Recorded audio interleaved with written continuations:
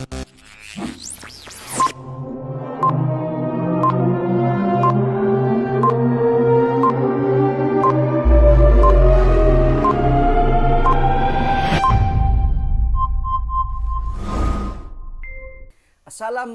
warahmatullahi wabarakatuh.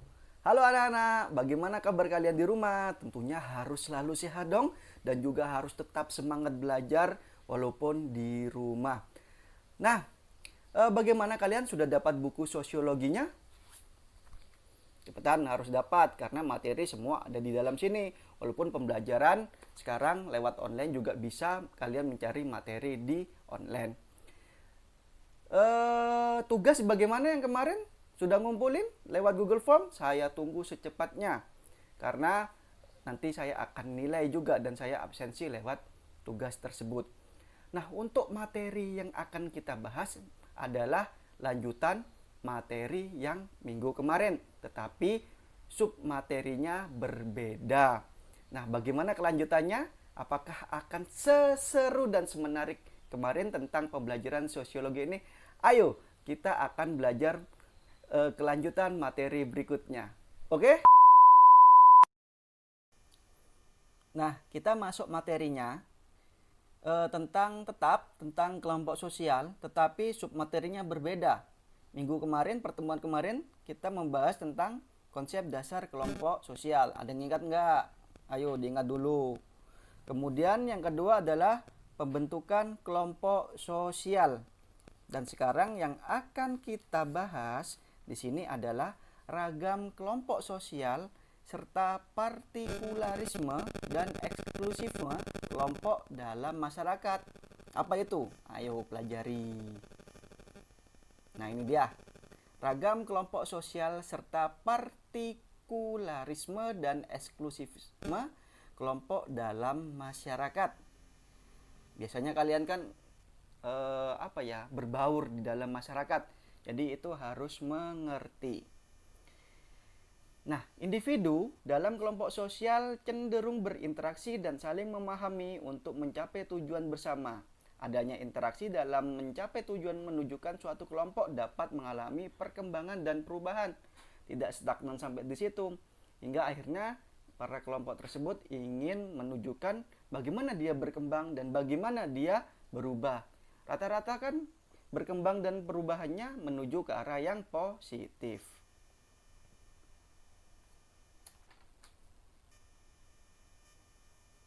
Ragam kelompok sosial. Nah, ini terdiri dari A. Kelompok sosial teratur. Apa itu? Yaitu memiliki interaksi sosial yang intensif dan relatif berlangsung lama. Kelompok sosial teratur dapat dibedakan dalam beberapa bentuk. Nanti ada beberapa bentuk yang akan kita pelajari. Yang pertama adalah kelompok primer dan sekunder. Nah, kelompok primer di sini merupakan kelompok sosial yang di dalamnya terjadi interaksi antar anggota yang saling erat. Apa contohnya? Ada yang tahu? Nah, Charles Horton Colney mengemukakan bahwa kelompok primer yaitu ciri-cirinya intensitas interaksinya tinggi di dalamnya, sukarela, kekeluargaan, dan saling simpati. Apa ayo? Ada yang tahu? Yaitu adalah keluarga. Tuh. Yang B, kelompok sekunder terdiri banyak individu, tidak saling mengenal pribadi dan hanya berdasarkan tujuan tertentu saja. Habis itu hilang. Apa ayo contohnya? Nah, tim sepak bola ini kan dibentuk dengan tujuan tertentu saja. Kalau sudah regenerasi, tua akan diganti. Itu nanti hilang dalam tim tersebut. Kemudian yang kedua, kelompok formal dan informal. Kelompok formal mempunyai peraturan bersifat memaksa dan sengaja diciptakan agar anggota kelompok bersikap taat pada peraturan yang diciptakan. Contohnya apa? Yaitu OSIS misalnya yang dekat dengan kita, kelompok sosial. Nah, di dalam OSIS tidak berdiri sendiri, melainkan di situ ada peraturan yang menaungi mereka. Seperti itu. Ada juga tugas dari tujuan tertentu di dalam anggota mereka, seperti itu. Kelompok informal terbentuk dengan sendirinya sehingga tidak mempunyai struktur yang jelas.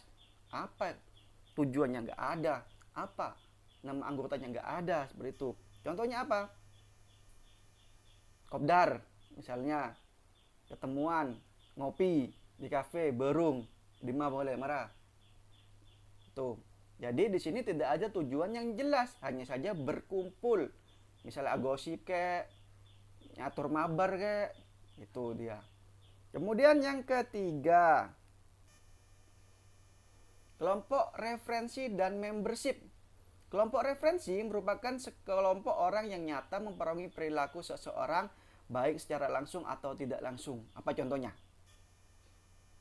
Nah ini K-pop, misalnya nih bini enah seneng ke K-pop, tak keren ngoleksi fotona, gebe apa kan?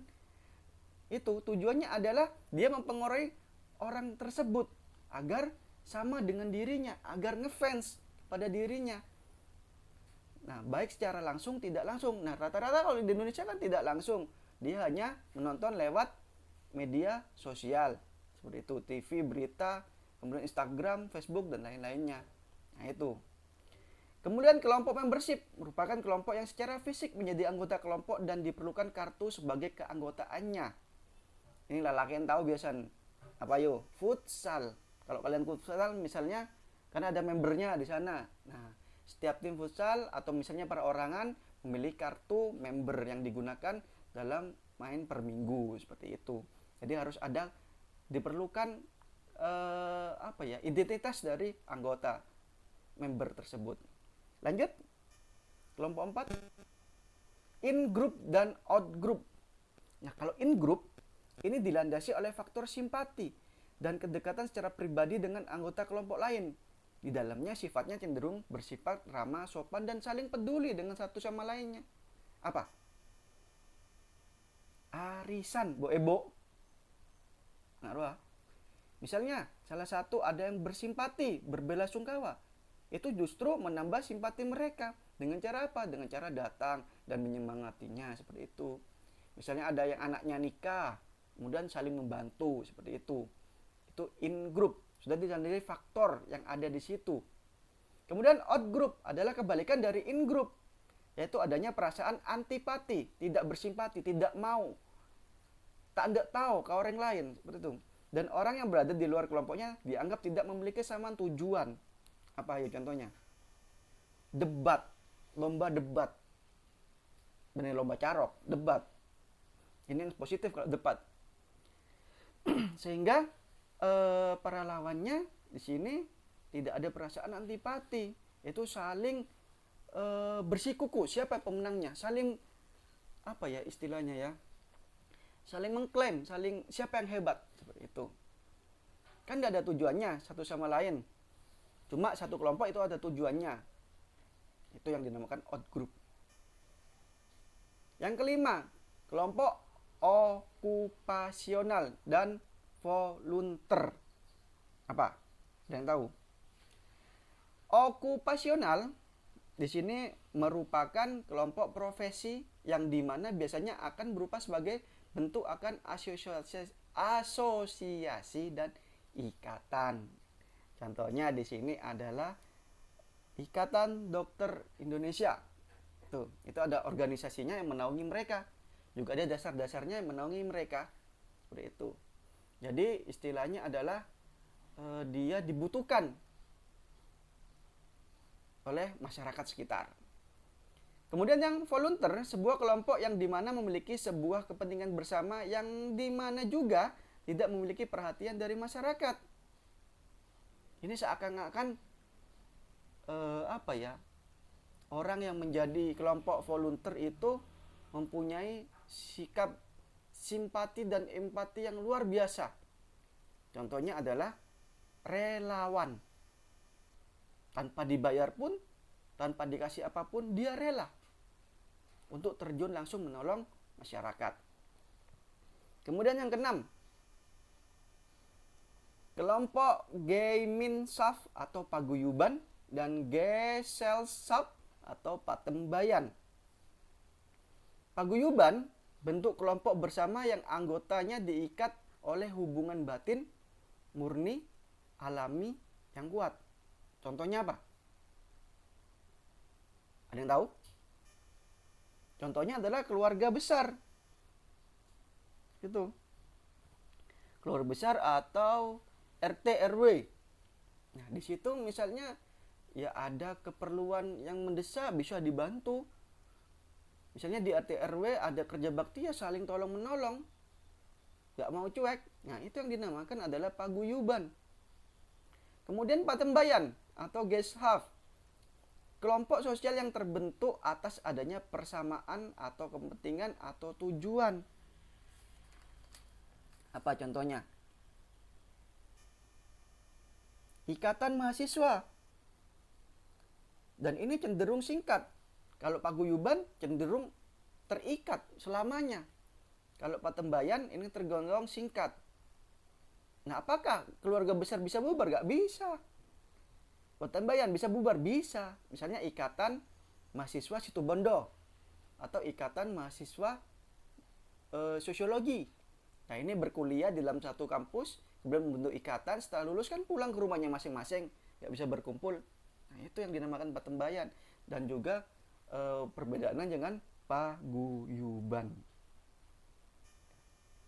Next. Yang B. Nah, joget kadek lu, dung tak, dung tak, dung tak, dung tak, dung tak, dung. Nah, perilaku kolektif. Siapa ini? Ada yang tahu? Saya juga tidak kenal siapa dia. Ya udah, kenalan dulu. Namanya Paul Beherton. Perilaku kolektif adalah perilaku yang lahir secara spontan, tidak terorganisasi dan tidak bisa diduga sebelumnya dan tidak direncanakan. Tanpa sebab akibat dong.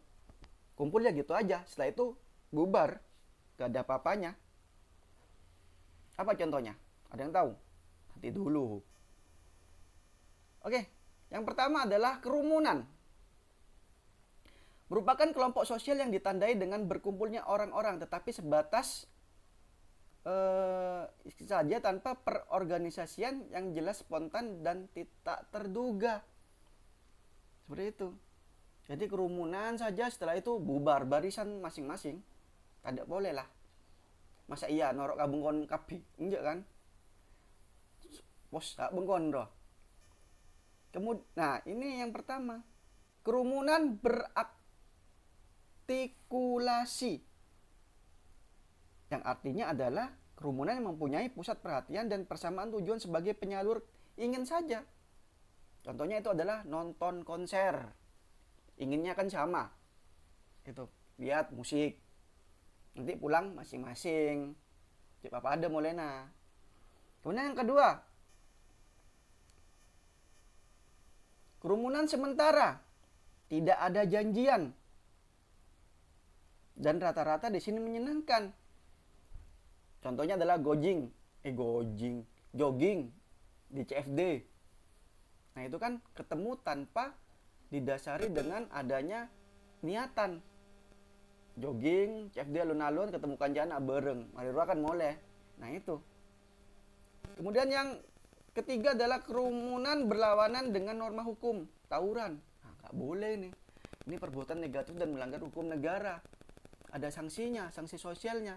Itu berupa penjara dan tindakan dari sekolah yang bersangkutan, bisa dikeluarkan dan sebagainya. Saya rasa ini nggak boleh ya, nggak boleh kalian tiru.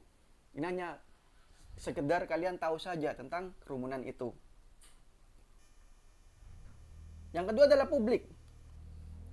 Di sini merupakan individu yang tidak secara fisik berkumpul, tetapi interaksi yang terjalin terpusat melalui alat komunikasi ataupun pesan berantai dan menimbulkan sifat pro kontra dan tidak memihak siapapun. Contohnya apa? Contohnya story WA.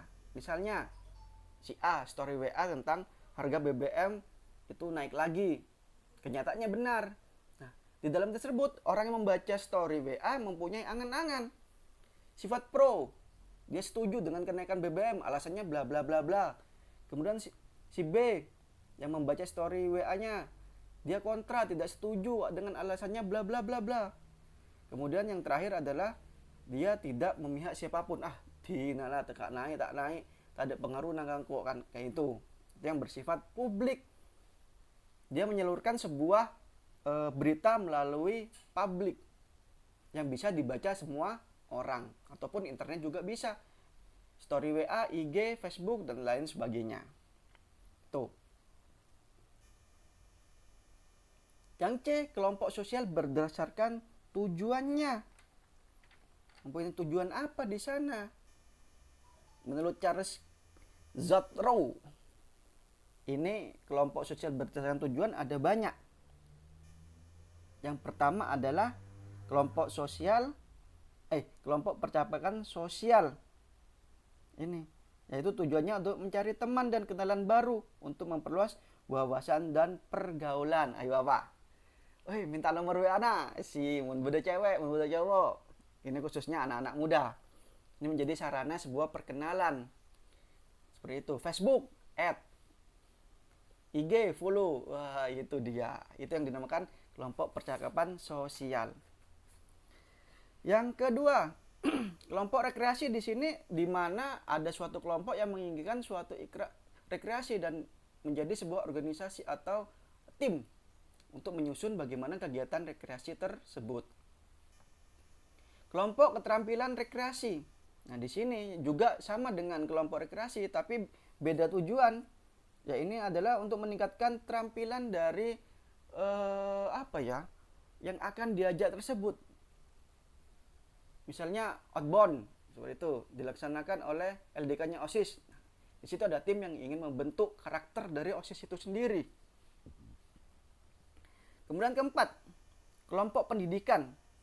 Ini adalah sebuah kelompok pendidikan yang di dalamnya membahas tujuan pendidikan kita untuk kedepannya apa.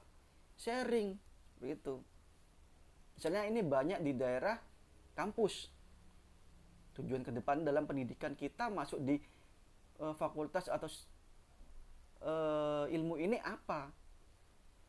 Kemudian yang kelima, kelompok pemecahan masalah, yaitu problem solving.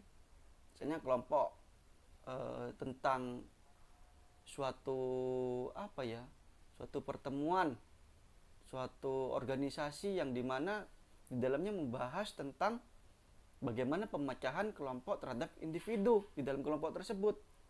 Satu sama lain harus memberikan solusi yang pasti, yang positif. Tuh. Yang keenam adalah kelompok mandiri, yaitu adalah kelompok atau antar anggota untuk saling memotivasi untuk mencari solusi terbaik. Contoh bercerita tentang keluh kesahnya, ada senang, ada sedih, ada gembira, dan lain sebagainya. Kelompok sosialisasi. Ini adalah kelompok yang dimana dia memberitahukan sesuatu. Misalnya nanti ada pemilihan bupati. Nah, di situ ada kelompok yang mensosialisasikan bagaimana tata cara pencoblosan yang benar dan baik. Ini harus, karena sebagian orang nggak tahu caranya mencoblos bagaimana, caranya mendaftar bagaimana. Yang ke-8 adalah kelompok penyembuhan. Ini biasanya banyak di daerah kita ya. Contohnya adalah ruqyah. Penyembuhan dalam bidang agama. Kemudian ada lagi tukang orok. Ada banyak kelompok penyembuhan, misalnya syarak urat dan sebagainya. Yang terakhir, kelompok keagamaan. Ini misalnya berkumpul dari satu, contohnya ada tahfidz Al-Quran di sekolah maupun di mana pengajian, hadra. Nah, itu tentang suatu kelompok. Nah, ini yang dikelompokkan menurut Charles Zottrow. Oke, yang terakhir ada universalisme, partikularisme, dan eksklusifisme dalam kelompok. Yang universal atau luas, kelompok yang luas sekali, adalah suatu kelompok yang menerapkan nilai dan norma secara umum dan bertindak kemudian juga sangat mementingkan kepentingan bersama di atas golongan. Contohnya adalah keluarga. Gak ada mementingkan dirinya sendiri, yaitu pertama mementingkan keluarga satu-satunya. Itu keluarga besar. Itu bupati mementingkan masyarakatnya. Kemudian kelompok partikularisme adalah suatu kelompok yang menerapkan hubungan emosional dalam bertindak, lebih mengutamakan kepentingan golongan di atas kepentingan bersama. Yaitu adalah misalnya seseorang yang tidak ingin hidupnya diganggu orang lain. Ya, kardiman, karpat hibi, gitu. Itu yang dinamakan partikularisme. Kemudian yang terakhir adalah eksklusisme, adalah kelompok yang identik dengan kelompok partikularisme, yaitu mengutamakan anggota kelompoknya dan membatasi orang lain bergabung dalam anggotanya. Terlebih memiliki kecenderungan memisahkan diri dari masyarakat. Ini yang negatif rata-ratanya. Tanda agabung. Misalnya ada satu keluarga nggak mau bersosialisasi dengan keluarga yang lain di sekitar komplek itu yang nggak boleh. Jadi intinya hidup maunya sendiri, hidup dirinya sendiri, tanpa ada bantuan orang lain. Toh jelas di mana manusia adalah makhluk sosial yang saling membutuhkan orang lain, tidak bisa hidup sendiri. Nah, cukup mungkin sampai di situ pembelajaran sosiologi kali ini. Tetap kalau belum ada yang belum mengerti tentang materinya ataupun belum paham, bisa ada via telepon, itu nomornya, dan via WA itu juga nomornya. Cukup sampai di sini. Terima kasih. A few moments later. Nah, itu merupakan materi sosiologi dalam pertemuan kali ini. Nanti untuk tugas saya share lewat WA atau Google Form lewat wali kelas kalian. Nanti yang menyampaikan kepada wali kelas kalian masing-masing. Nah, oke. Tidak bosan-bosannya saya mengingatkan ke kalian semua, dalam situasi kali ini tetap jaga kesehatan, ya. Bila mana kalian tidak ada kepentingan yang sangat mendesak, jangan keluar rumah. Dan jika ada kepentingan yang mendesak, kalian diharuskan untuk siap yang namanya masker dan hand sanitizer. Mungkin cukup sampai di sini pembelajaran kali ini. Kita ketemu dalam pembelajaran berikutnya. Sekian, terima kasih. Wassalamualaikum warahmatullahi wabarakatuh.